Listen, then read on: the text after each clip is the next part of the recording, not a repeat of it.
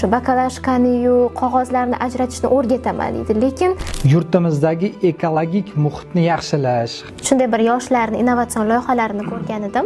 Mana shu asosiy javobgar sifatida, mas'ul sifatida davlat tomonidan chiqindini tashlash muammosiga buni umuman aloqasi yo'q.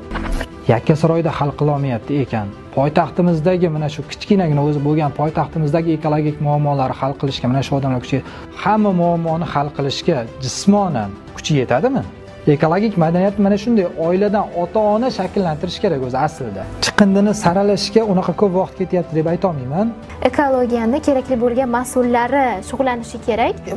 Bu yerda bunaqa muammo, ekologik muammo bo'ldi, bu yerda chiqindi tashlandi, bu yoqda suv muammosi. Ko'rdikki, mana kechagi ob-havoni yomonlashishi, to'g'ri mas'ulmiz.